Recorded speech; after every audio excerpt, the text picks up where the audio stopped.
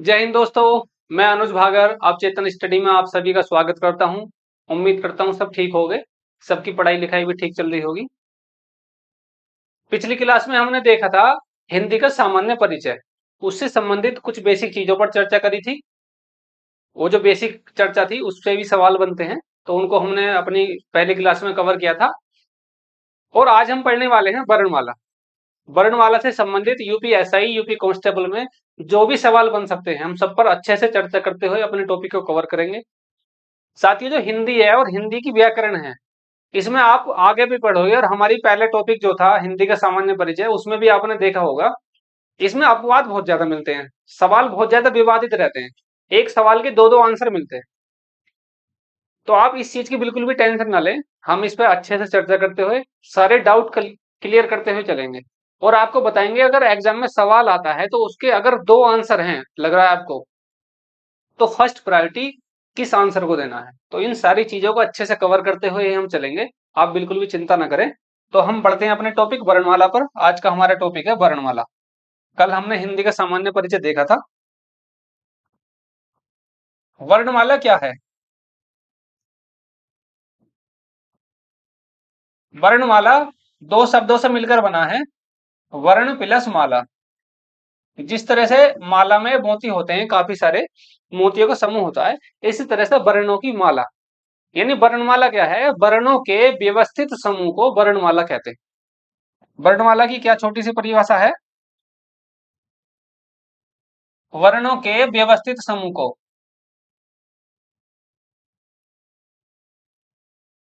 वर्णों के व्यवस्थित समूह को वर्णमाला कहते हैं। व्यवस्थित समूह को वर्णमाला कहते हैं। वर्णमाला कहते हैं। वर्ण प्लस माला यानी वर्णों की माला या वर्णों के व्यवस्थित समूह को वर्णमाला कहते हैं। अब ये वर्ण और अक्षर, वर्ण और अक्षर क्या है? हमने पिछली क्लास में बताया था, वर्ण और अक्षर सामान्यतः और आम बोलचाल की भाषा में दोनों का एक ही मतलब है, लेकिन जब हम वर्ण विन्यास करते हैं तब वर्ण और अक्षर का मतलब बदल जाता है। वर्ण विन्यास क्या है? जब हम आगे पढ़ेंगे, जो व्यंजन है वो स्वतंत्र रूप से नहीं उच्चारित होते, बल्कि स्वर की सहायता से बोले जाते हैं।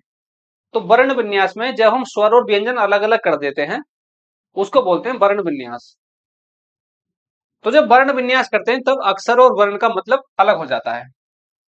जैसे कि एक मैं शब्द लेता हूं, कमल। कमल का अगर मैं वर्ण विन्यास करूं, तो मैंने बताया कि स्वर और व्यंजन को अलग अलग कर दूं। जैसे क, क, यानी जब हम क का उच्चारण कर रहे हैं तो ए ध्वनि अपने आप ही आ रही है, यानी ए जो स्वर है वो अपने आप ही उसका उच्चारण हो रहा है। तो जब हम वर्ण विन्यास करेंगे तो उसको अलग कर देते हैं। तो जब किसी व्यंजन से स्वर अलग हो जाते हैं तो व्यंजन के नीचे हलंत लग जाता है, यानी वो व्यंजन आधा हो जाता है। तो इसके नीचे हलंत लग गया, प्लस ए, प्लस, ऐसे ही मैं से हम ए निकाल देंगे तो मैं प्लस ए, ऐसे ही प्लस ले और प्लस ए। तो अगर अब आपसे पूछें कि भाई ये बताओ कमल शब्द में टोटल वर्ण कितने हैं, तो अगर वर्ण आपसे पूछे तो एक दो तीन, एक दो तीन, तो टोटल वर्ण तो हो गए तीन।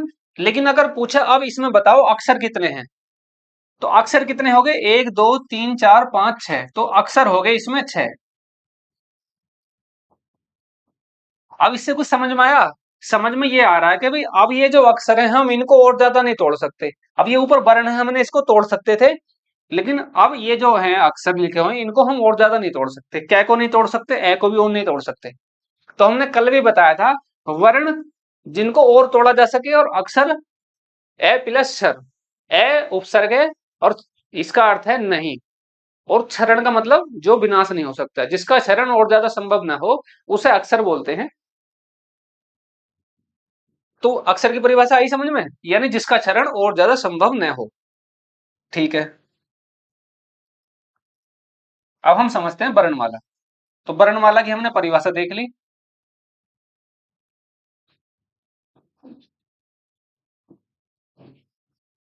अब समझते हैं, वर्णमाला को हम 3 वर्गों में बांटकर पढ़ते हैं।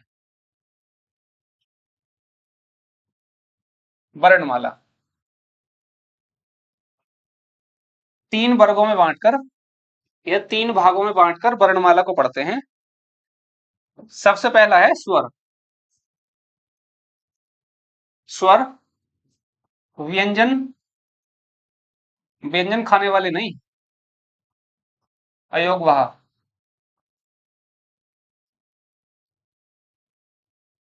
वर्णमाला को हम 3 भागों में बांटकर पढ़ते हैं, स्वर, व्यंजन, अयोगवाह।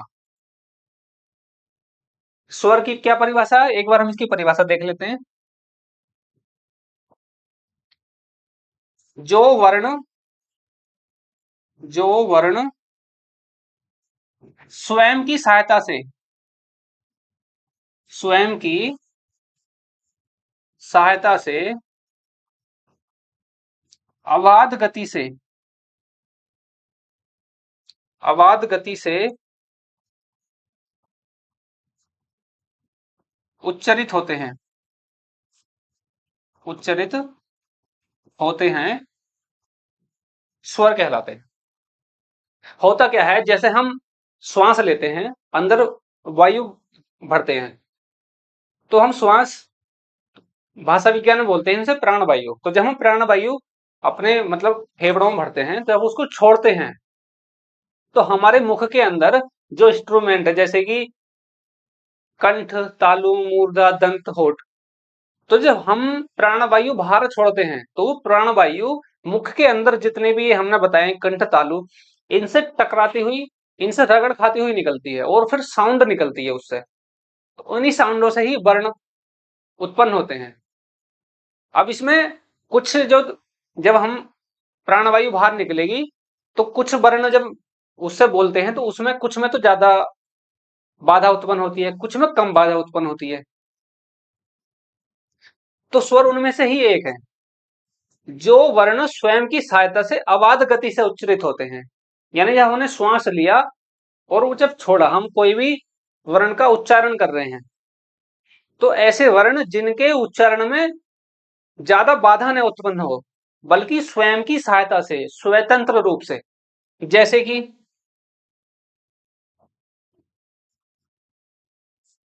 ए, आ,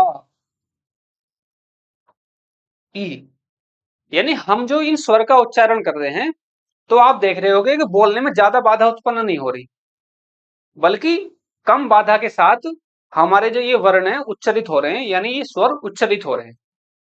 वहीं जैसे हम स्वर में देखें, तो कुछ स्वर ऐसे हैं जिनमें जब हम उनका उच्चारण करते हैं, तो बहुत ज्यादा बाधा उत्पन्न होती है, जैसे स। तो जब हम बोल रहे हैं, तो ध्वनि बहुत ज्यादा रगड़ खाती हुई जा रही है, मतलब जो एक प्राणवायु निकल रही है बहुत ज्यादा रगड़ खा रही है अंदर, जो कंठ, तालु वगैरह है। तो यहीं से इसकी परिभाषा बनती है, जो वर्ण स्वयं की सहायता से, जैसे व्यंजन तो स्वयं की सहायता से नहीं बोले जाते, वो स्वर की सहायता से बोले जाते हैं। वहीं स्वर स्वतंत्र रूप से बहुत ही कम बाधा के साथ उच्चरित होते हैं। ए, आ, ई, ई, ह्रस्व उ, दीर्घ उ, इस तरह से। अब व्यंजन की क्या परिभाषा है, जो वर्ण स्वयं की सहायता से,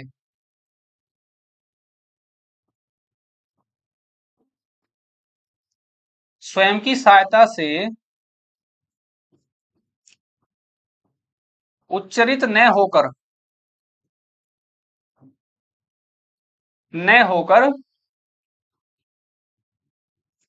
बल्कि स्वर की सहायता से उच्चरित होते हैं, यानी बोले जाते हैं, सहायता से बोले जाते हैं,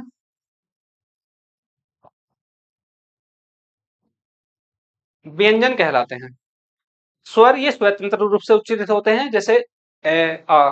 लेकिन व्यंजन क्या है, ये जो वर्ण स्वयं की सहायता से उच्चरित न होकर बल्कि दूसरे दूसरे क्या स्वर की सहायता से बोले जाते हैं, उनको व्यंजन बोलते हैं। जैसे कि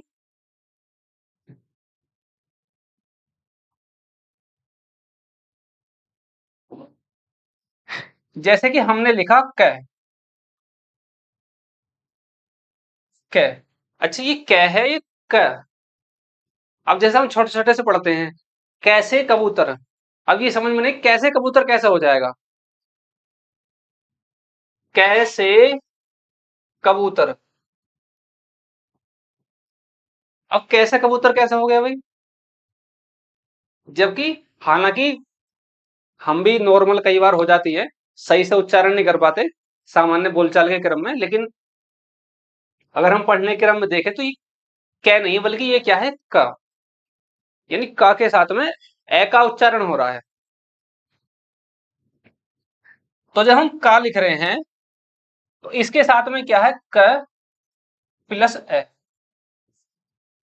यानी जो ए स्वर है ये कै के साथ में स्वयं ही अपने आप ही जुड़ जाता है। ये जैसे ये व्यंजन है, कै प्लस ए। तो जब हम इसको अलग अलग कर देंगे स्वर और व्यंजन को, तो इसके नीचे हलंत लग जाता है। तो यानी वे वर्ण जो स्वयं की सहायता से उच्चरित न होकर बल्कि स्वर की सहायता से उच्चरित होते हैं, व्यंजन कहलाते हैं। जैसे और भी हैं, जैसे ख।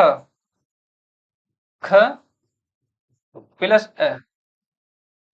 तो इसी तरह से जितने भी सारे व्यंजन हैं, जो उनमें क्या है, स्वर ऑटोमेटिक ही आते हैं। मैं बोल रहा हूं क, तो आ की जो ध्वनि है वो अपने आप ही आ रही है, ठीक है।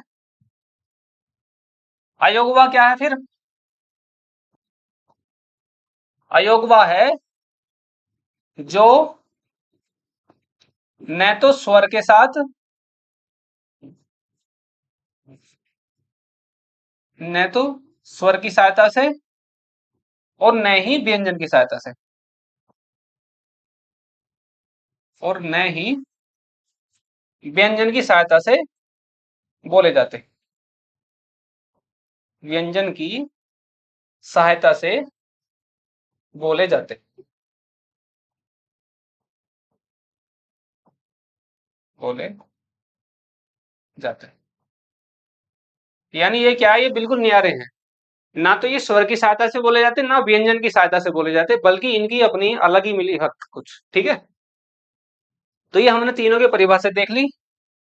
स्क्रीनशॉट लेना चाहो तो स्क्रीनशॉट ले लो। अब ये पूछा जाता है कि स्वर की संख्या कितनी है। तो उच्चारण के आधार पर स्वर की संख्या होती है 11। व्यंजन, व्यंजन मुख्यतः तो 33 होते हैं, लेकिन जब हम व्यंजन आगे टॉपिक पढ़ेंगे तो हम विस्तार से पढ़ेंगे। इसमें अगर हम संयुक्त व्यंजन जोड़ दें, उत्सुक्त व्यंजन जोड़ दें और दूसरी भाषाओं से आगत व्यंजन जोड़ दें तो संख्या फिर आगे बढ़ जाती है। आगे हम डिस्कस करेंगे। और अयोगवा है दो, कौन कौन से, अंग और ए। अब हम क्रम से सबको समझेंगे, ठीक है। पहले हम चर्चा कर लेते हैं स्वर पे। अभी हम व्यंजन पर चर्चा नहीं कर रहे, पहले स्वर पर चर्चा करेंगे, उसके बाद व्यंजन पर चर्चा करेंगे। स्वर।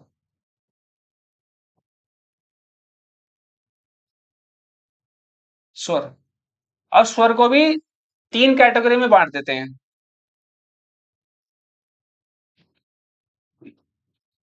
इनको भी तीन कैटेगरी में बांट देते हैं। ह्रस्व स्वर, ह्रस्व स्वर, दीर्घ स्वर, प्लुत स्वर, प्लुत स्वर। यानी जो हमारे स्वर हैं उनको हम तीन कैटेगरी में बांट देते हैं, ह्रस्व स्वर, दीर्घ स्वर, प्लुत स्वर। ह्रस्व स्वर क्या है,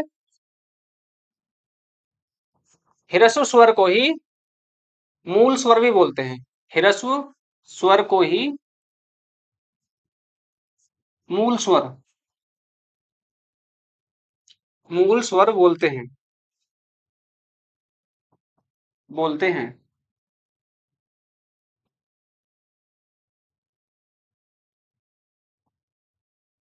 बोलते हैं।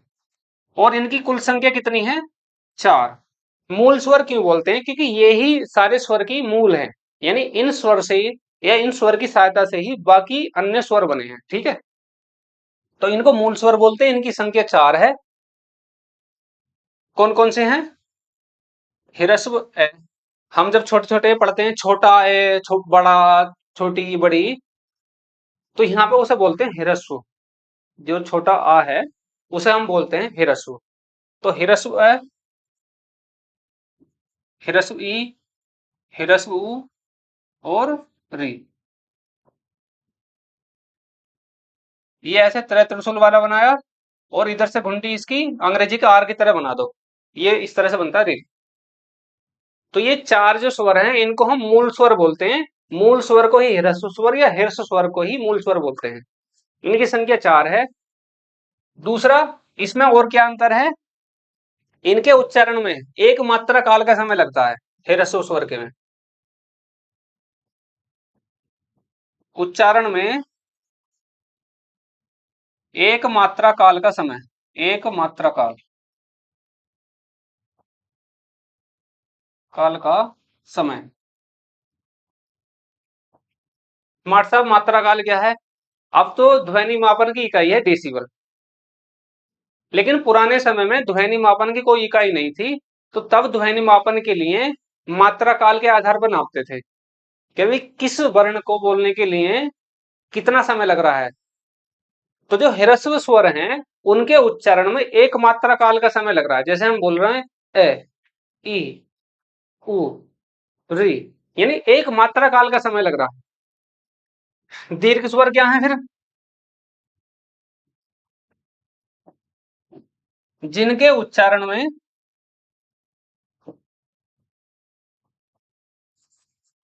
जिनके उच्चारण में दो मात्रा काल का समय लगता है। जिनके उच्चारण में दो मात्रा काल का समय लगता है। मात्रा काल का समय लगता है। जैसे जो बड़ा है आ, बड़ी ई, बड़ा ऊ। तो यानी इनके उच्चारण में दो मात्रा काल का समय लग रहा है। दूसरा, जो दीर्घ स्वर हैं इनकी कुल संख्या कितनी है? एक तो है मूल दीर्घ स्वर। मूल दीर्घ स्वर। तो मूल दीर्घ स्वर की संख्या है तीन। तीन कौन कौन से हैं? जैसे हमने ये पढ़ा हिरस्व ए, इसी का दीर्घ आ। हिरस्व ई, इसी का ही इधर बड़ी हो जाएगी तो उसे बोलते हैं हम दीर्घ ई। दीर्घ ई। हिरस्व उ, दीर्घ उ। अब ये बचा री। तो माट साहब, दीर्घ में भी री होगी क्या? यानी जैसे हिरस्व स्वर में री है तो री का दीर्घ स्वर भी होता है क्या? री का दीर्घ स्वर नहीं होता। ये वैदिक काल में संस्कृत में इसका प्रयोग होता था, हिंदी में इसका प्रयोग नहीं होता। तो जो मूल दीर्घ स्वर हैं वो केवल कितने हैं? तीन। वो तीन क्यों है? जैसे हमने ये छोटे वाले ये बड़ा ई लिख दिया मैंने, जबकि ये छोटा ही है। हिरस्व ए, हिरस्व ई, हिरस्व ऊ और री। इधर ही इनका बड़ा कर देंगे हम, यानी दीर्घ कर देंगे। तो जो मूल दीर्घ स्वर है वो कितने हैं? तीन। लेकिन अगर कुल दीर्घ स्वर पूछे तब कितने हैं? कुल दीर्घ स्वर।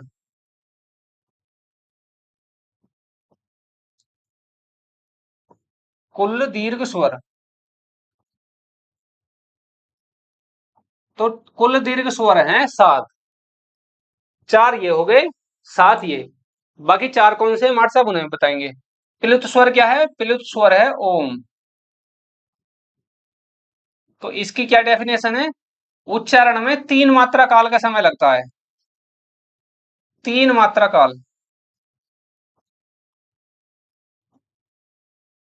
जैसे ये क्या है? ये हिंदी में तीन लिखा हुआ है, इसका मतलब है कि भाई इसके उच्चारण में तीन मात्रा काल का समय लगेगा। अब ये ओम प्लुत स्वर है, ये केवल प्रयोग के आधार पर है। हम इसे वैसे नॉर्मली स्वर में, मुख्यतः स्वर में ऐड नहीं करते, ये केवल प्रयोग के आधार पर है। तो अगर हम इसे ऐड कर देंगे तो 12 हो जाएगा।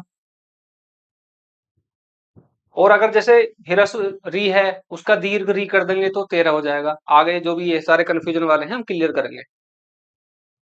प्लुत स्वर ओम, तो ये केवल प्रयोग के आधार पर है, हम इसको मुख्यतः स्वर में ऐड नहीं करते। ठीक है। अब ये क्या है? दीर्घ स्वर देख लेते हैं हम। दीर्घ स्वर। तो मूल दीर्घ स्वर तो हमने 3 बताए हैं। मूल दीर्घ स्वर ये कितने बताए? 3। तो बाकी 4 कौन से हैं? वो 4 हैं संयुक्त, संयुक्त स्वर, संयुक्त स्वर। यानी इनके मात्रा काल में भी 2 मात्रा का समय लगता है। अब ये कौन कौन से हैं? संयुक्त स्वर क्यों बोलते हैं? क्योंकि ये अलग अलग जो 2 स्वर के योग से बनते हैं। जब ह्रस्व दीर्घ आ प्लस में ह्रस्व ई दीर्घ ई जुड़ता है तो बनता है ए। ह्रस्व आ दीर्घ आ प्लस इसमें ए जुड़ जाएगा तब बनेगा ए। ह्रस्व ह्रस्व आ ह्रस्व आ दीर्घ आ प्लस ह्रस्व उ दीर्घ उ तो क्या बनेगा? ओ। और जब ह्रस्व आ दीर्घ आ जुड़ जाएगा और उसके साथ में ओ, तब कौन सा स्वर बनेगा? औ। तो ये जो 4 हैं ये हैं संयुक्त स्वर, संयुक्त स्वर। चूंकि ये दीर्घ स्वर में भी आ रहे हैं इस वजह से इनको दीर्घ स्वर भी बोलते हैं। तो टोटल जो दीर्घ स्वर हैं तो 3 तो मूल स्वर हो गए प्लस 4 ये हो गए दीर्घ स्वर। तो टोटल कितने हो गए? टोटल हो गए 7। तो अगर आपसे पूछे कि कुल दीर्घ स्वर कितने हैं तो कुल दीर्घ स्वर हैं 7। मूल दीर्घ स्वर कितने हैं? 3। अगर मार्ट साहब आपसे पूछेगे ह्रस्व स्वर कितने हैं तो वो हैं 3। पूछ भी सकता है देके भी इनमें से बताओ कौन सा ह्रस्व स्वर है या कौन सा दीर्घ है। ठीक है, ये डाउट क्लियर हो गया आपका? ठीक है। अब एक सवाल है कि भाई हिंदी में मात्राओं की संख्या, मात्राओं की संख्या कितनी है? तो मात्राओं की संख्या हिंदी में कितनी है? मात्राओं की संख्या है 10। यानी जो हमारे 11 स्वर हैं वो एक तरह से एक स्वर को छोड़कर बाकी जो 10 हैं वो मात्रा के रूप में मतलब लिखे जाते हैं। जैसे कि यानी जो ए स्वर है ये मात्रा नहीं है, मतलब मात्रा के रूप में नहीं काउंट करते। बाकी जो बचे 10 उनको मात्रा के रूप में लेते हैं। जैसे कि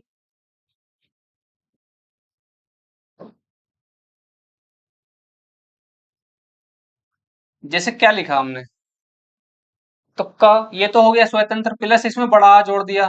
तो ये ऐसे थोड़ी लिखा जाएगा के आ इस तरह से, ये मात्रा जुड़ जाएगी ना इसमें तो क्या लिखा जाएगा? का। ऐसे ही छोटी की मात्रा जुड़ेगी तो ये इस तरह से हो जाएगा की। बड़ी की मात्रा जुड़ गई तो हो जाएगा की। एक मात्रा जुड़ेगी ए की तो ये हो जाएगा ए। दो मात्रा ने, जैसे मैं के ऊपर मात्रा रहती है तो ये कौन सी वाली है?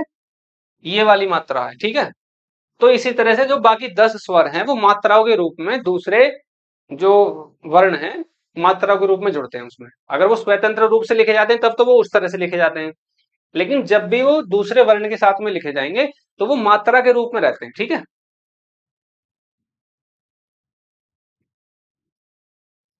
अब हम देखते हैं बाकी जब जैसे व्यंजन टाइप टॉपिक शुरू होगा तो हम उसका भी पूरा वर्गीकरण बताएंगे, लेकिन अभी हम स्वर वाले टॉपिक पे हैं। तो स्वर का वर्गीकरण देख लेते हैं। जैसे हम व्यंजन में पढ़ेंगे अभियांतर प्रयत्न, बाह्य प्रयत्न, उच्चारण स्थान के आधार पर व्यंजन का वर्गीकरण करो, ऐसे ही स्वर का भी वर्गीकरण है। तो सबसे पहले देख लेते हैं हम जीवा के आधार पर स्वर का वर्गीकरण। जीवा के आधार पर स्वर का वर्गीकरण। वर्गीकरण जीवा के आधार पर कैसे? जैसे मान लो ये हमारी है जीव, जो बहुत ज्यादा चलती है, कई बार राड़ की भी जड़ बन जाती है, तो इसे लिमिट में चलाना चाहिए। तो जीवा के आधार पर किस तरह से वर्गीकरण है स्वर का? जैसा हमारी जीव है, तो कौन से ऐसे स्वर हैं वो जीव के अगले हिस्से की मदद से बोले जाते हैं? वहीं ऐसे कौन से स्वर हैं जो जीव के मध्य भाग की मदद से बोले जाते हैं? और ऐसे कितने स्वर हैं जो जीव के पिछले भाग के मदद से बोले जाते हैं? तो इन भाग के आधार पर ही स्वर का जीवा के आधार पर वर्गीकरण किया है। तो इसके आधार पर स्वरों को 3 कैटेगरी में बांटा है। कौन कौन सी कैटेगरी है?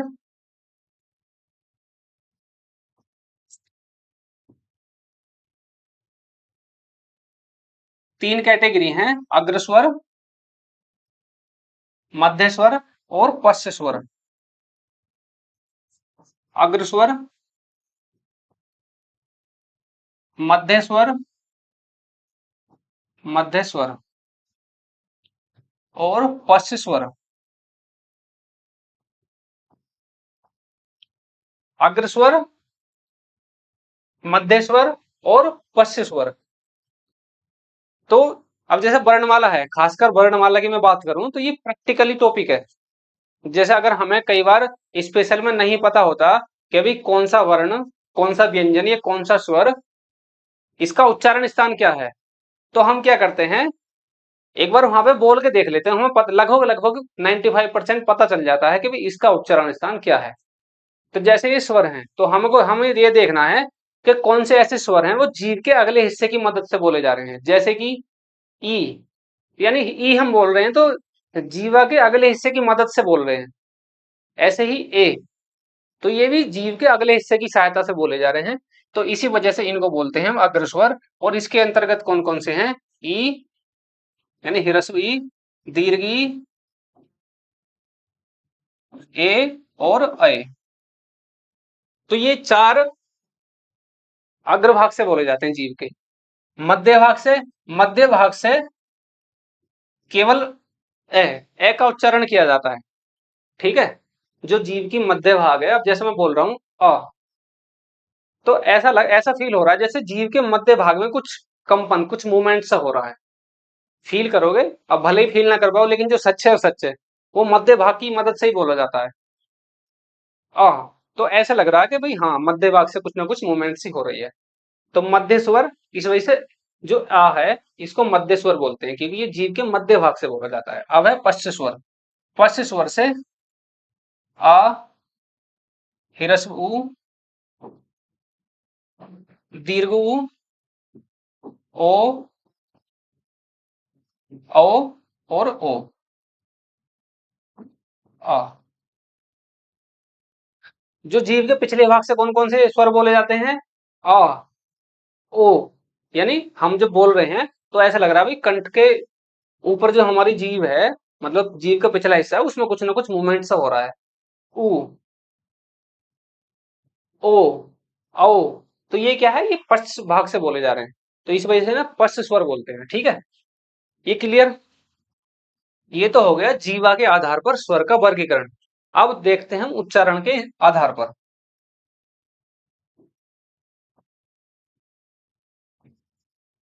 उच्चारण स्थान के आधार पर, उच्चारण स्थान के आधार पर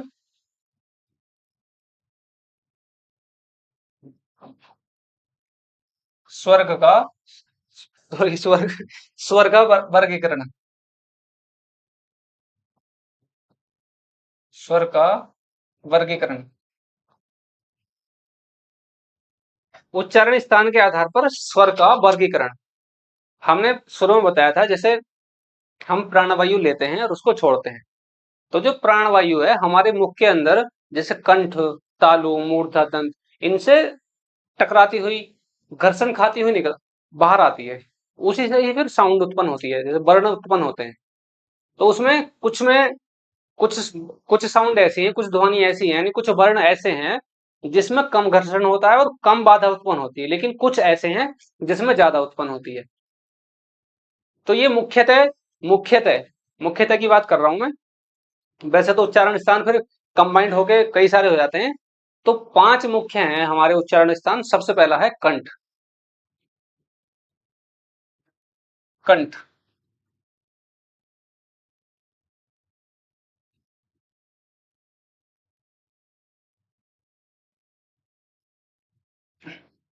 तो सबसे पहला उच्चारण स्थान क्या है? कंठ। कंठ के ऊपर क्या है? वो इस तरह से जीभ के ऊपर जो रहता है उसके आसपास का जो, उसे बोलते हैं हम तालु। तो जो वर्ण या जो स्वर तालु की सहायता से बोले जाते हैं तो उसको उच्चारण स्थान के आधार पर क्या बोलते हैं कि भी तालु से उच्चारित होते हैं। कंठ, तालु। तालु के बाद क्या है? जैसे दांत है, दांत के ऊपर वाला जो हिस्सा होता है उसको बोलते हैं हम मूर्धा। मूर्धा। फिर हमारे दांत, तो दंत। और जो स्वर होठ की सहायता से बोले जाते हैं उन्हें बोलते हैं ओष्ठ। तो कंठ की सहायता से हम फिर उच्चारण करके देख लेंगे कि भाई कौन कौन से ऐसे स्वर हैं जो कंठ की सहायता से बोले जा रहे हैं। जैसे हम बोलते हैं अ, यानी ह्रस्व अ, दीर्घ आ। वो पहले जो वर्गीकरण बताया वो जीवा के आधार पर बताया, लेकिन अब ये उच्चारण स्थान के आधार पर है। उसमें हमसे केवल जीवा की भूमिका पूछ रहे हैं कि भाई जीव, हमारे जो जीव है वो किस किस भाग में कब कब मूवमेंट होता है। लेकिन अब ये बात कर रहा है उच्चारण स्थान, यानी हम जब किसी स्वर का उच्चारण कर रहे हैं वो जीव या जो एयर है हमारे मुख की वो कहाँ कहाँ टकरा के बाहर आ रही है। तो जैसे हम बोल के देखते हैं आ, तो हमें लग रहा है भाई कंठ से ही कुछ ध्वनि, मतलब कंठ से कुछ एयर निकल रही है, यानी प्राणवायु कंठ के माध्यम से बाहर निकल रही है और इसमें कुछ ज्यादा खास अवरोध भी उत्पन्न नहीं हो रहा। तो कंठ के माध्यम से क्या क्या बोला जाता है? ह्रस्व आ और दीर्घ आ। ह्रस्व आ और दीर्घ आ। और जो हमने भी बताया है अयोगवाह, उसके उसका जो एक वर्ण है ये भी कंठ से बोला जाता है आ। इसको हम किस तरह से उच्चारण करते हैं? जैसे अतः। तालु, तालु से कौन कौन से बोले जाते हैं? जैसे हम बोल के देखते हैं ई। तो हमारी जो जीव है वो ऐसा लग रहा है भी कंठ के अगला कंठ के जो आगे जो भाग है उसके आसपास कुछ टच करके आ रही है, जैसे ई। तो जीव ऐसा लग रहा है ऊपर उठ रही है, कंठ की तरफ जा रही है।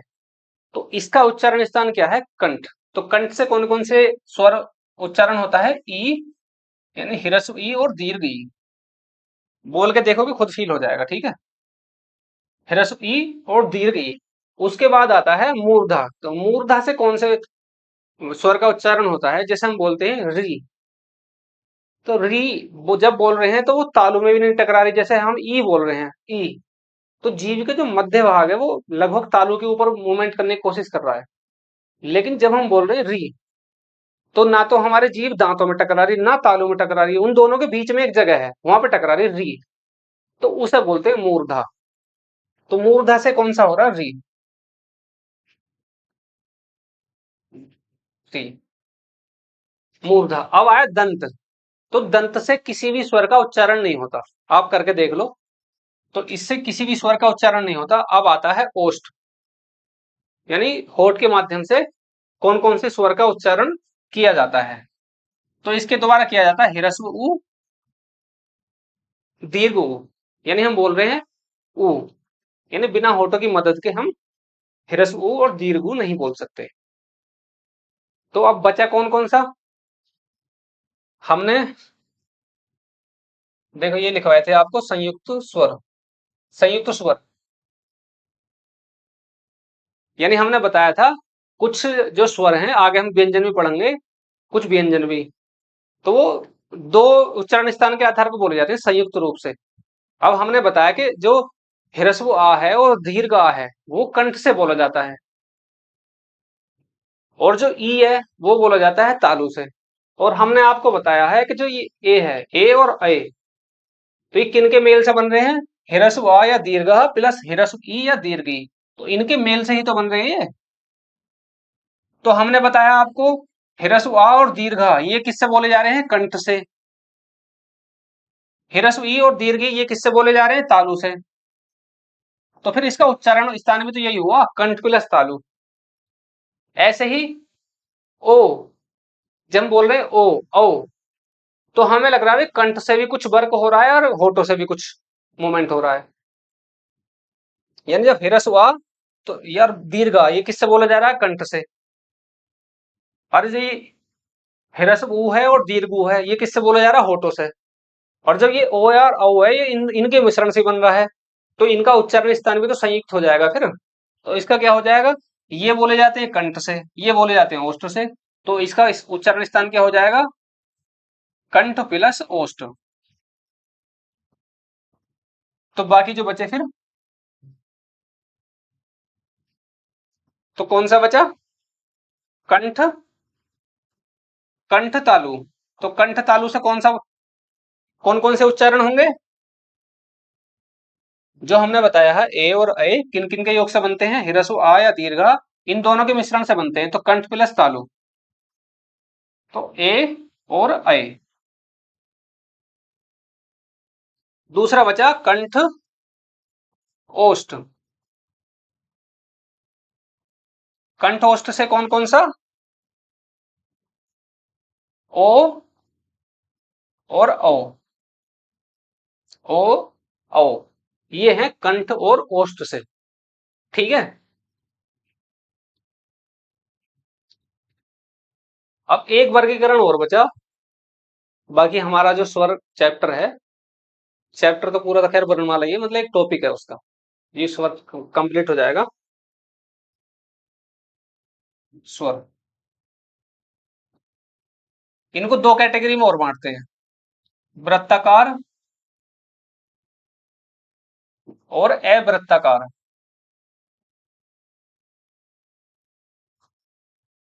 वृत्ताकार यानी जैसे हम स्वर का उच्चारण कर रहे हैं, तो ऐसे कौन कौन से स्वर हैं जब हम उनको बोल रहे हैं तो हमारे होठों की आकृति सर्कल टाइप हो जाती है, यानी वृत्ताकार में हो जाती है, तो उसे बोलेंगे वृत्ताकार। और ऐसे कितने स्वर हैं जिनके उच्चारण में हमारे होठों की आकृति वृत्ताकार या सर्किल रूप में नहीं होती? तो इसके आधार पर इसका क्या ये है क्लासिफिकेशन। तो जैसे हम बोलते हैं ऊ, जब हम ऊ का उच्चारण कर रहे हैं तो हमारे जो होठों की आकृति है वो एक सर्कल टाइप में हो जाती है, तो हिरस्व ऊ,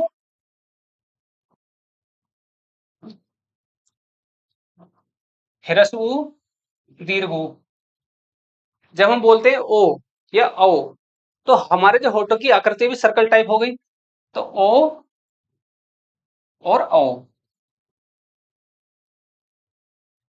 अब बचा अवृत्ताकार, तो ऐसे कौन कौन से स्वर हैं जिनके हम उच्चारण कर रहे हैं तो हमारे जो होठों की आकृति वृत्ताकार नहीं हो रही? तो आ, ई, यानी दोनों प्रकार की ई, ए और ऐ।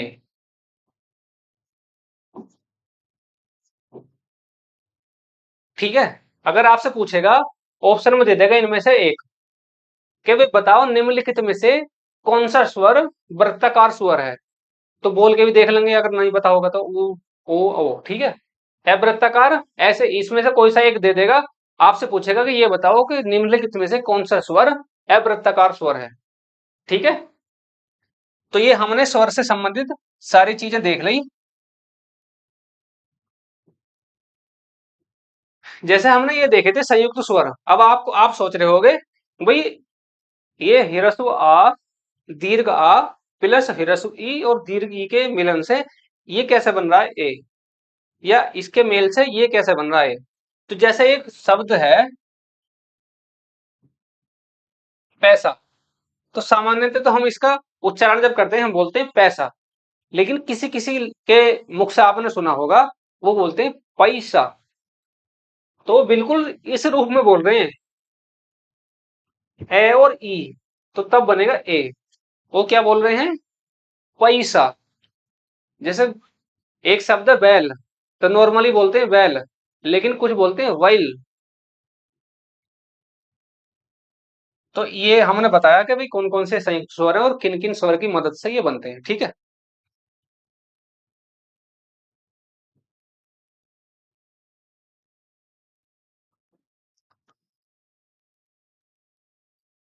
तो हमने स्वर पर चर्चा कर ली।